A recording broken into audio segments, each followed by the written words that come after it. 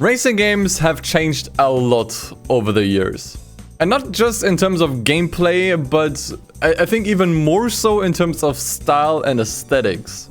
Now this is true for all kinds of games, doesn't really matter what genre it is, but I think with racing games it's the most obvious, because I think with racing games the sim racing game market had a ripple effect on pretty much all kinds of racing games.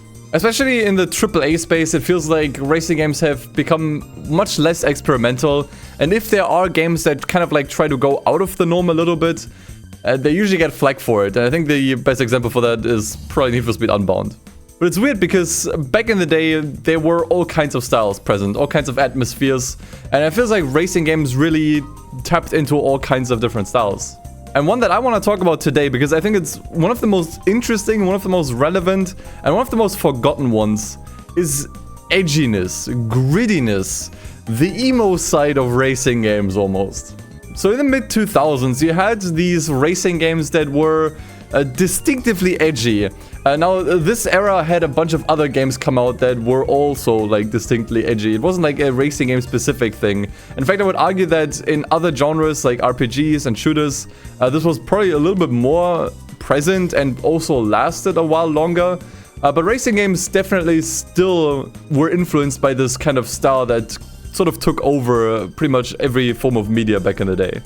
And I just wanted to talk about these kinds of games because it feels like we don't really see this style at all anymore. Even in the indie space, which is like constantly experimenting with different kinds of styles, and also, you know, doing a lot of callbacks to older racing games and, you know, making games that are in an old school art style. Like, for example, Victory Heat Rally goes for an SNES type of art style almost, or Easy Delivery Co.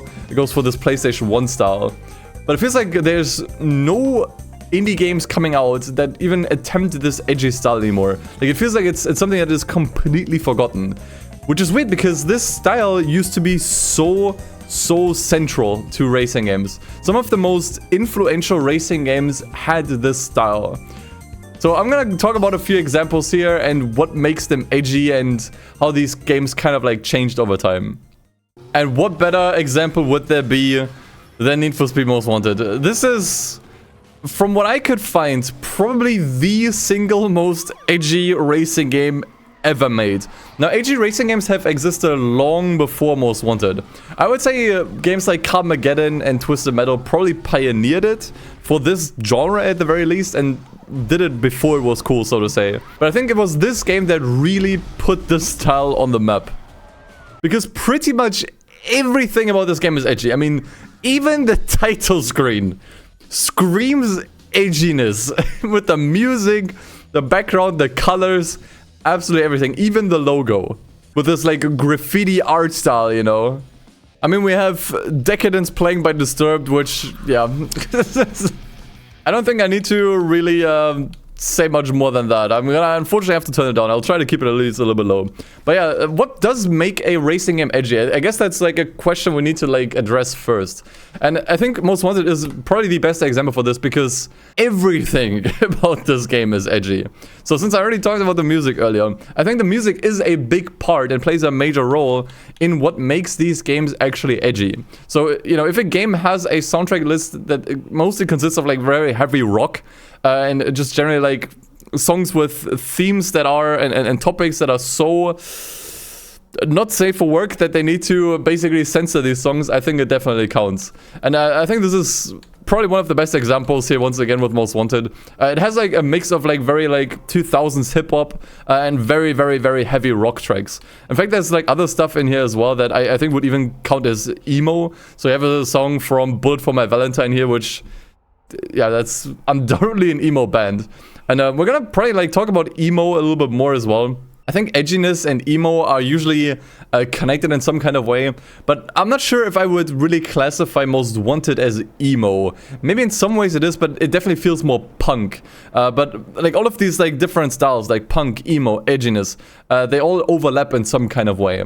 But I think in terms of Most Wanted, it definitely leans more into the punk aesthetic than the emo one. But once again, that's not to say it's not emo at all. And you know, songs like this here do make this game seem more emo. But yeah, the soundtrack playlist is incredibly edgy. The lyrics and the topics in these songs incredibly edgy, and how these songs sound and what they make you feel. Edgy. I'm gonna say it a lot in this video, I'm sorry. And then next we have the atmosphere. Now, this game is definitely still primarily realistic, and they try to go for a realistic look, at least as far as what the tech allowed for the time. But they coated the realism in a certain kind of aura, right? It's kind of like weird to explain. But yeah, obviously you have the dedicated trademarked piss filter, which definitely helps and affected all kinds of games back in the day. But even here with the title screen, the game works a lot with smoke effects, with graffiti menus. This definitely also all helps, illustrate the atmosphere even more. And also, if you look at the environment here, and I think the environment of the title screen is like pretty much a stand-in for what the entire map looks like. So this game takes place in Rockport, which is a fictional city based on some kind of like American city, or could be interpreted as a mishmash of various different cities.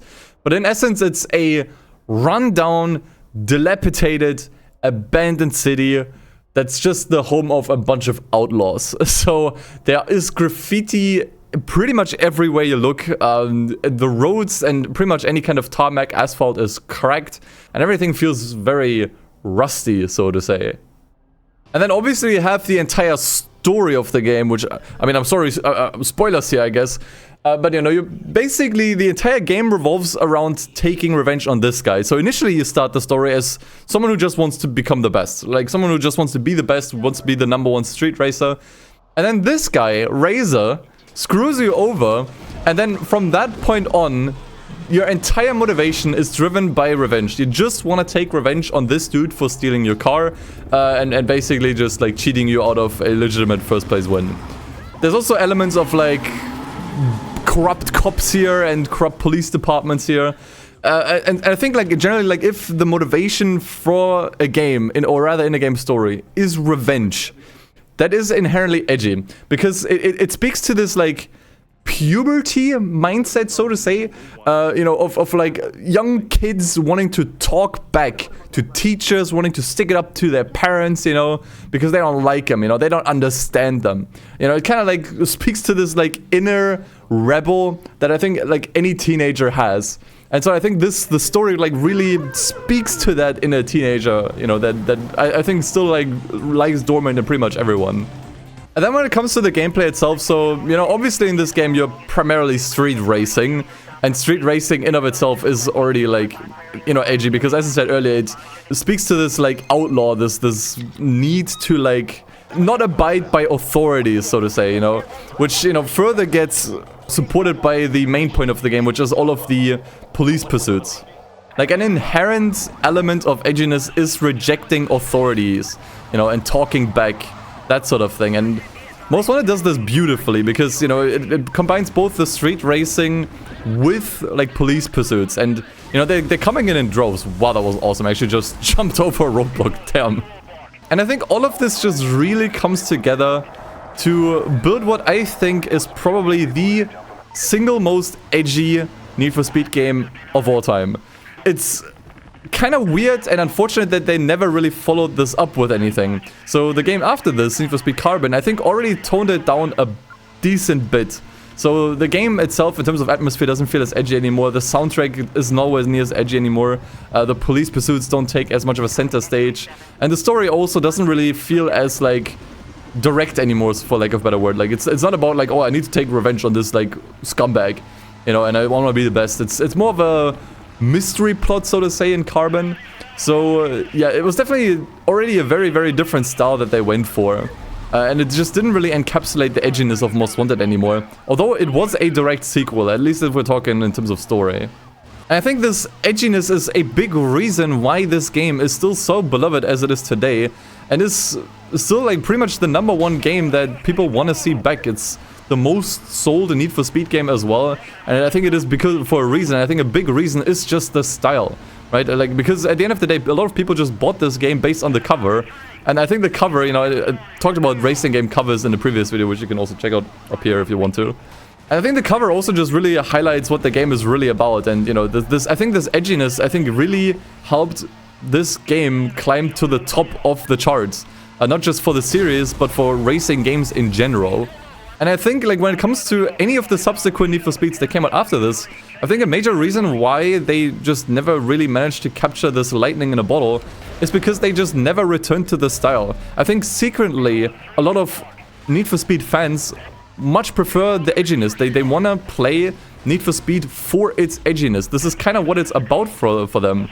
And it doesn't really feel like any of the subsequent Need for Speeds ever came close to evoking the same feelings that this game made them feel. So edginess is extremely important to Need for Speed Most Wanted. It is like edginess is Most Wanted. Most Wanted is edgy. Like these two things go hand in hand. And what should have been like kind of like the new trademark for the series has never really been captured the same since then. And I think it's the main reason why Most Wanted is still held, you know, to such high regard. And it's probably the thing they should do again. You know, it's kind of like if there's like one thing that I think Need for Speed needs at the moment, it's a lot of things. But I think it's edginess as well. Like, I think edginess kind of sits on top of the priority chain when it comes to what Need for Speed needs the most. I think secretly, deep down, this is kind of what people want to see again. So yeah, Need for Speed Most Wanted, one of the most edgy racing games ever made. But there is more. And ironically enough, it is another EA game, but from a different franchise altogether. So this is Burnout Revenge. So this was also a very, very dramatic like shift in tone. Now you could argue that Burnout was always kind of edgy in some kind of way because, well, it is about crashing cars and that sort of thing and causing chaos. But I think Burnout Revenge captured the edginess the best. So initially Burnout 3, the game that came out before this, actually was supposed to be a lot more edgy. They did kind of like tone things down a lot for that game. And I think as a result, Burnout 3 was a lot more chill. So the game was very, very colorful. You know, most of the music was college rock, so like fairly uplifting rock music. And then for Burnout Revenge, they just decided, you know what? We're just gonna all go all out. And it's a complete tonal shift. And I mean, once again, we gotta look at the soundtrack list first, and I would say this one almost falls more into the emo side of things, more so than Need for Speed Most Wanted. Although this one does mix a lot more genres together, so you do have some like electronic music here as well. You have, ironically enough, the same exact song from Bullet for My Valentine here as the Most Wanted. But then on top of that, you also have Fall Out Boy, Funeral for a Friend. I think further down you also have Red Flag by Billy Talent. And these do feel a little bit more emo to me. But this don't get this twisted. I think this game also still falls more in like the punk aesthetic overall, I would say. But it definitely passes the soundtrack check. This is 100% edgy. Now, as I said earlier, Burnout already is in its essence kind of edgy, because the entire point of this game is to crash cars, right? Like, these are your opponents, and your objective is to just kind of crash into them and make sure they crash out. Exactly like this. And this has been true, like, honestly, ever since Burnout 3. But even in Burnout 2, you could maybe argue that it was already kind of, like, sort of edgy in a way. Because, yeah, it's about street racing and causing crashes and that sort of thing. But with this game, I think they really just dialed it up to 11. And it's, once again, like, ironically enough, for many of the same reasons that I also gave to Most Wanted. So they swapped out the bright and colorful atmosphere that you had in Burnout 3, where you're basically just doing a world tour, right? You're going from the US to Europe to Asia. This is now all confined in various fictional American cities that are just like Rockport, all completely run down and dilapidated. Not as much, but it definitely gives off that same vibe, that same atmosphere. Yeah, in terms of just atmosphere and environment, it definitely passes the check. But also the fact that they added a new mechanic where you can now actually ram cars from behind. So traffic was really the main obstacle in the Burnout games, unless you're doing the crash mode where, you know, you want to crash into as many cars as possible. Which, by the way, the crash mode also in of itself, very edgy. Trying to cause, you know, the biggest crash with the most amount of damages. But the big change with Revenge is that you can now ram cars from behind as long as they are going in the same direction as you. So, you know, this is basically dialing up the chaos way more and makes you way more, or encourages you way more to just crash into various other cars. And as I talked about earlier, lots of, like, when it comes to edginess and how we, like, classify it is with rejecting authorities, you know, and I just got taken out. And maybe here we can see the new mechanic, the revenge mechanic. This is actually where the game took its name from, and I think this is also massively contributing to the edginess factor to this game. Okay, the guy just took himself out. Nice. Sure. But yeah, like I already talked about revenge earlier when it came to the plot of Need for Speed Most Wanted. And here it's basically a central game mechanic. So if someone just takes you out and, you know, pushes you into a wall or into a car or whatever, they basically become marked, and then it's your job to basically take revenge on them by taking them out. And I think this does give you like maximum boost or whatever. It gives you some kind of like extra bonus. And taking revenge, this entire concept of revenge, once again ties into like, you know, rejecting authorities, sticking it up to other people who inconvenience you or piss you off. You know, this is really like the you know, the central point of an edgy mindset, so to say. And Burnout Revenge did make this a central mechanic, which I think really matters. And then you obviously have the road rage mode. The road rage mode obviously also existed in Burnout 3. But yeah, this is what I would always consider like the Shadow the Hedgehog of race modes in racing video games. Yeah, I mean, it's your goal to just take out as many cars as possible. There isn't really any rhyme or reason for any of that. But yeah, obviously this is also inherently edgy because, I mean, just look at it. But yeah, I think once again, like Revenge, I think just ties everything together very, very nicely because, you know, the change in atmosphere, the change in tone, the change in map design, as well as all of the different mechanics, as well as the now fairly different soundtrack as well, I would say. It still makes this the edgiest Burnout game out of them all, and with that, probably also one of the edgiest racing games ever made. And man, I gotta say, this game is still so damn fun. God damn it. Okay, we gotta move on. Now, at this point, I was already kind of struggling to come up with other good examples. And I think starting from here, the games are gonna be a little bit more debatable on whether or not they are actually edgy or not. So I wanted to just show off 2 more games because I think they are good examples still, but they're definitely not as like distinctively identifiably edgy. They just have edgy elements in them. And the game I wanted to also talk about here is Midnight Club Los Angeles, which I'm not sure, maybe that's a bit of a surprise. But as I said earlier, like the games I want to talk about now are not as like distinctively edgy. So at first I wasn't really sure if this counts because like Midnight Club hasn't really struck me as edgy. Maybe the first, actually the third game a little bit. But this here is exactly what makes this edgy. It's not actually the gameplay, but once again, even though we can once again say like, oh yeah, it's about street racing, you know, you're running from the cops, that is in of itself edgy. But I think it's just the entire coating of the game that doesn't really make it appear as such. But it's the cutscenes, it's the story, it's the dialogue that really makes this edgy. Because I gotta be honest, in this game, it feels like everyone hates each other secretly. It's just everyone has such a massive ego and they're just like talking trash about each other the entire time. I don't think there's a single cutscene in this game where people are just nice to each other. Not a single one. There's always some kind of like backtalk happening, some kind of dissing. People are just dissing each other constantly. And it doesn't just apply to the story itself, but also the race starts, which I'm gonna be quiet for a moment. Don't crush inside, nasty dad. You're so sweet, baby. The sarcasm was off the charts. Like pretty much every time you start a race, the game takes like a moment to just kind of like show the drivers just talking to each other. And once again, they're just trash talking each other. This is all they do. They never say anything of value. They just try to make each other look as bad and stupid as possible.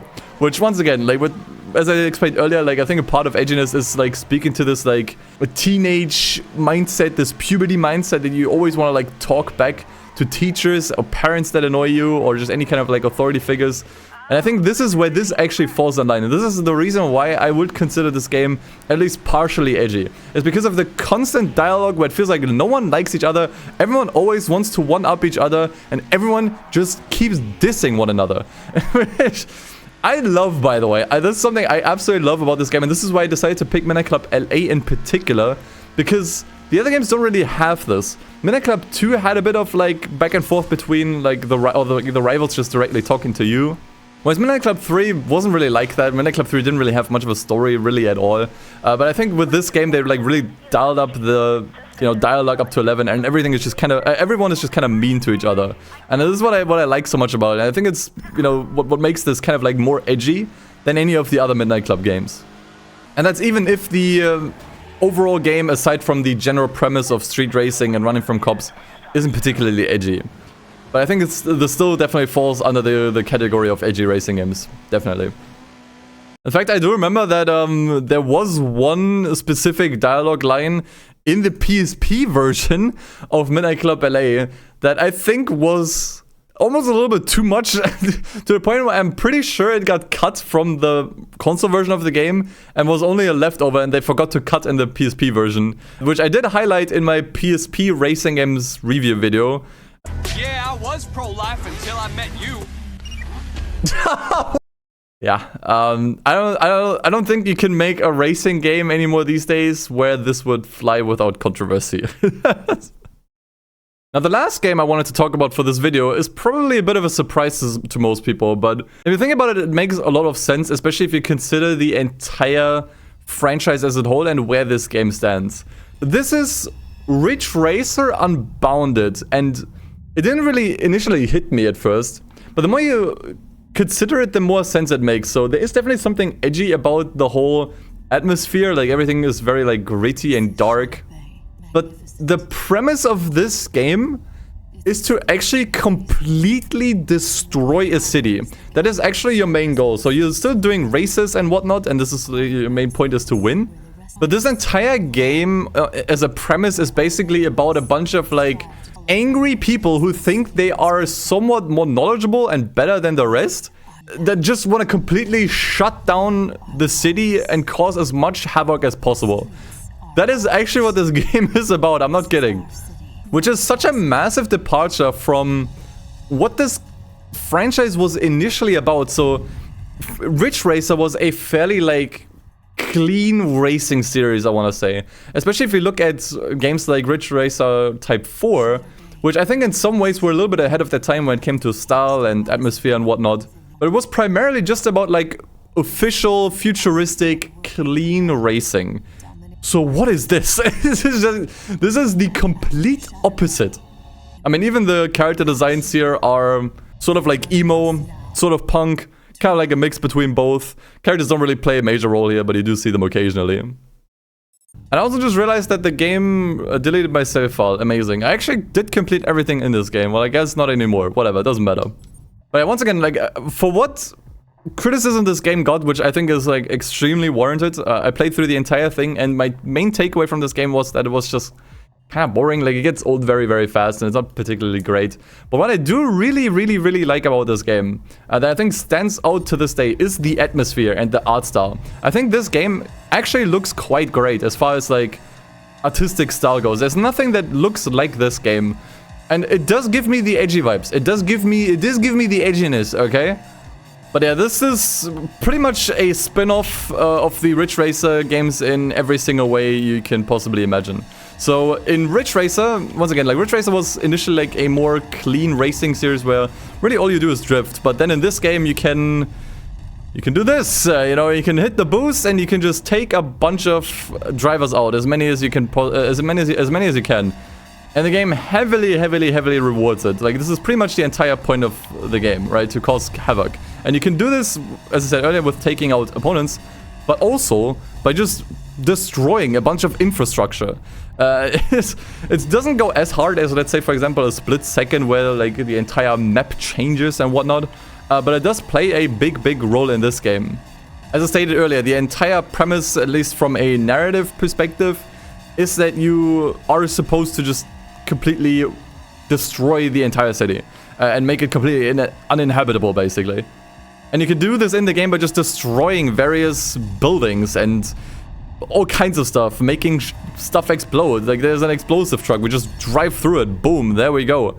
Now, you know, as I said earlier, destruction is inherently edgy, and you might then, you know, ask me, okay, well, why didn't you include games like Flatout, for example? Like, Flatout is also all about destruction.